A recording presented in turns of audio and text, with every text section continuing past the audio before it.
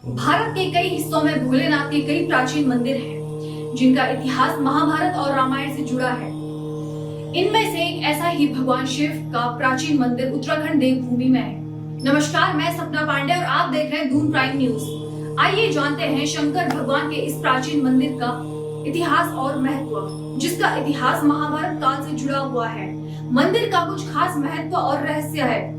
टपकेश्वर महादेव मंदिर देहरादून के सबसे प्रसिद्ध मंदिरों में से एक है। पौराणिक मान्यता के अनुसार आदिकाल में भोले शंकर ने यहाँ देवेश्वर के रूप में दर्शन दिए थे। इस मंदिर की शिवलिंग पर एक चट्टान से पानी की बूंदें टपकती रहती है। मंदिर का नाम टपकेश्वर कैसे पड़ा? यह भोलेनाथ को समर्पित गुफा मंदिर है।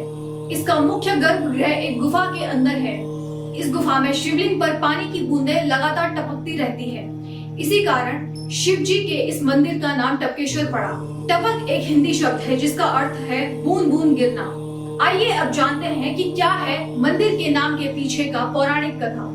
टॉस नदी के तट पर स्थित टपकेश्वर मंदिर की एक पौराणिक कथा के अनुसार यह गुफा द्रोणाचार्य का निवास माना जाता है। मेरा नाम पंडित भरत जोशी है। यह आदि अनादि पौराणिक श्री टपकेश्वर महादेव मंदिर है। इसका प्राचीन इतिहास है।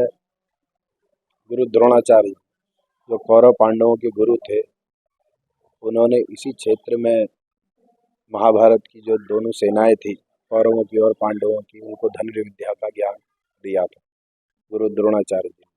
उनके पुत्र अश्वत्थामा की यह जन्मस्थली है और उनके पुत्र अश्वत्थामा ने दूध की प्राप्ति के लिए भगवान शंकर जी की कठिन तपस्या करी, जिससे भूत भावन भोलेनाथ जो क्षणे रुष्टा क्षणे तुष्टा, एक क्षण में प्रसन्न हो जाते हैं, उन्होंने भूमार्ग से अश्वत्थामा जी को दर्शन दिए और उनकी जो मनोकामना थी दूध की प्राप्ति के लिए उन्होंने जो तपस्या करी थी वह पूर्ण करी और गुफा के ऊपर गौतम की आकृति आ गई और दूध की धारा निरंतर टपकने लगी। उस समय दुधेश्वर महादेव के नाम से यह शिवलिंग प्रचलित था। वर्तमान समय में शंकर जी के ऊपर स्वतः रूप से ही जल की धारा टपकती है, इसलिए टपकेश्वर महादेव यहाँ का नाम है। पूरे भारतवर्ष से शिव भक्त यहाँ आते हैं। भगवान शंकर जी को जल, फूल, दूध, दही, घी, शहद, शक्कर, पृथक पृथक चीज़ों से भगवान का अभिषेक करते हैं और भगवान उनकी मनोकामना पूर्ण करते हैं। आप सब भी यहाँ आए, भगवान शंकर जी का आशीर्वाद लें, यही मंगल कामना करते हैं। हर हर महादेव। इस गुफा में उनके बेटे अश्वत्थामा पैदा हुए थे। बेटे के जन्म के बाद उनकी मां दूध नहीं पिला पा रही थी। उन्होंने भोलेनाथ से प्रार्थना की, जिसके बाद भगवान शिव ने गुफा की छत पर गांव खन बना दिए और दूध की धारा शिवलिंग पर बहने लगी, जिसकी वजह से प्रभु शिव का नाम दूधेश्वर पड़ा। कलयुग के समय में इस धारा ने पानी का रूप ले लिया। इस कारण इस मंदिर को टपकेश्वर कहा जाता है। यह मंदिर भगवान शिव टपकेश्वर के नाम से जाना जाता है। यहाँ दो शिवलिंग हैं। यहाँ दोनों गुफा के अंदर स्वयं प्रकट हुए थे। शिवलिंग को ढकने के लिए 5151 रुद्राक्ष का उपयोग किया गया है। मंदिर के आसपास मां संतोषी मां की गुफा भी है।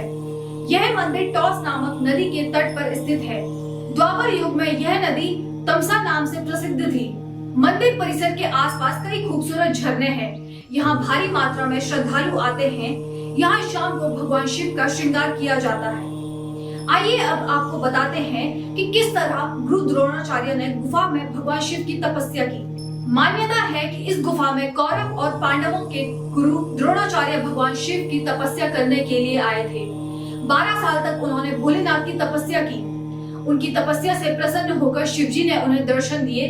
उनके अनुरोध पर ही भगवान शिव ने यहाँ लिंग के रूप में स्थापित हो गए। लोक मान्यता के अनुसार गुरु द्रोणाचार्य भगवान शिव ने इसी जगह पर अस्त्र शस्त्र और धनु विद्या का ज्ञान दिया था। इस प्रसंग का महाभारत में उल्लेख है। आइए अब आपको बताते हैं कि कहां पर स्थित है प्रभु का धाम। ऐतिहासिक टपकेश्वर महादेव मंदिर देहरादून शहर से लगभग 6 किलोमीटर दूर गढ़ी कैंट पर स्थित है। सावन के महीने में यहाँ मेला लगता है। दर्शन के लिए यहाँ लंबी कतार लगी रहती है। ऐसी मान्यता है कि मंदिर में सावन के महीने में जल चढ़ाने से भक्तों की मनोकामना पूरी हो जाती है। टपकेश्वर मंदिर में देश ही नहीं बल्कि विदेश से भी श्रद्धालु आते हैं। तो यह आपने जाना टपकेश्वर महादेव मंदिर का रहस्य और इस मंदिर की मान्यता।